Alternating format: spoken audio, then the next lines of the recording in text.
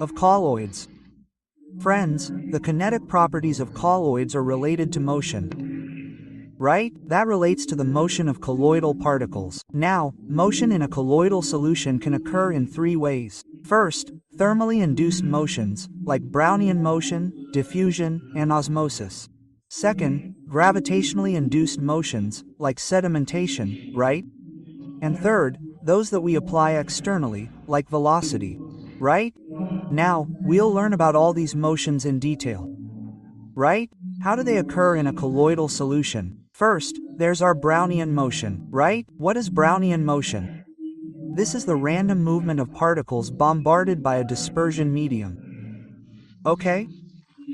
Look, we have a colloidal solution. Okay, inside it are these particles. The particles in the colloidal solution move randomly. Okay? And they collide with each other. Okay, what do we call this random movement? It's called Brownian motion. Okay, now, our Brownian motion depends on two things: particle size and viscosity. If our particle size decreases, the Brownian motion will increase. Okay, Brownian movement will increase. If the viscosity decreases, the Brownian movement will also increase. Okay, it depends on these two factors. After this, our second motion is our diffusion. Okay, the second is our diffuse. Now, what is diffuse? Diffusion is the movement of particles from a region of high concentration to a region of low concentration. Okay, let's understand this with a diagram. How does our diffusion happen? Suppose I have a solution. Okay, and I said that on one side I have more colloidal particles. Okay, on this side there are more colloidal particles. On this side there are fewer colloidal particles. Okay, so these parts with more particles will be the ones with more particles. Okay, they will move to the side with less. Okay, movement of particles from a region of high concentration. The high concentration is towards this side. Okay, high concentration to a region of low concentration. So these particles will move to a region of low concentration until the speed is equal on both sides.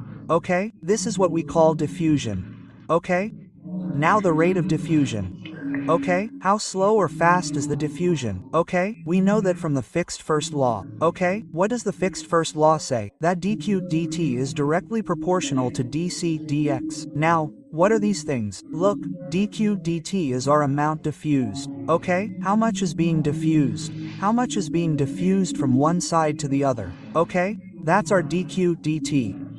Okay, what is dc dx? That's our concentration. Look, the amount being diffused depends on the concentration. How much is the concentration on this side? Okay? And how much is the concentration on this side? And how much is the distance? Okay? What is the distance between them? How much distance does it have to travel? Okay? That's d and s, okay? D is our constant, and s is the area, okay? That's how much area these particles will travel through. Okay, so, this is our diffusion. The third movement that comes after this is our osmosis. Third is our osmosis. Okay, so friends, look what osmosis is. Osmosis is the movement of particles from low water concentration to high water concentration through a membrane. Okay? Diffusion can happen without a membrane, okay, but osmosis requires a membrane, okay, that there should be a membrane on one side, okay, and if on one side, our water level is low, okay, here, I say, our water level is low, okay, on this side, our water level is high, okay, so, which way will the water move? From low to low. Okay, that is, on the side where there is more water, from high concentration to low concentration. Okay, in the definition, I wrote the definition of particles, which will be reversed. Okay, water will move from high to low. Okay, water will move from high to low. The particles there will move from low to high. Okay, particles move from low to high through osmosis. Okay, and whatever this is, there will be a semi-permeable membrane in between. Okay, osmosis will happen through the membrane. Okay, now, when osmosis occurs, we have an osmotic pressure that controls the osmosis. Okay, I've written the formula for osmotic pressure here. Pi equals CRT. What is C? Concentration. Okay? R is our constant, and T is our temperature. At what temperature is this happening? Okay? After this, the fourth property is sedimentation. Okay, what is sedimentation? Sedimentation is the settling down of colloidal particles under gravitational force. Okay, that is, all the colloidal particles. Okay, just now, these rapid ones were moving on their own. Now, what is this? Acceleration due to gravity. Okay? Because of the gravitational force, because of gravity, the coal particles settle to the bottom. They settle to the bottom, so this is what we call sedimentation. Okay? So the velocity of sedimentation, how slow or fast it is, depends on Stokes' law. Okay, so what is the formula for Stokes' law? The rate velocity of sedimentation is directly proportional to 2r squared. Okay? And directly proportional to particle density minus medium density. Okay? Acceleration is directly proportional to gravity and inversely proportional to viscosity. Okay? Inversely proportional to the viscosity of the medium. So this was our sedimentation. The last thing after this is our viscosity.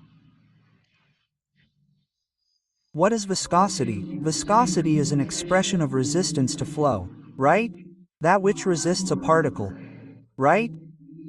Any force that resists a particle's movement is called viscosity, right?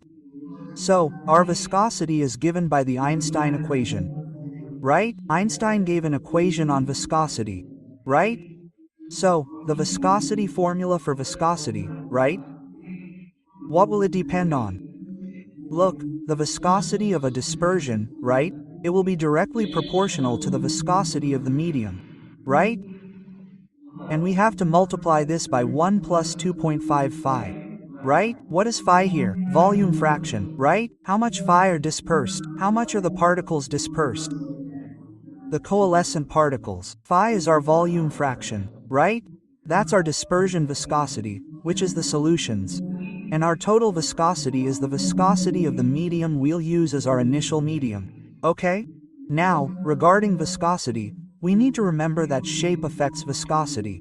Okay? The shape of the particle. If the particles are sphericolloidal, they will have low viscosity. If the particles are linear, they will have high viscosity. Okay? So, these were the points about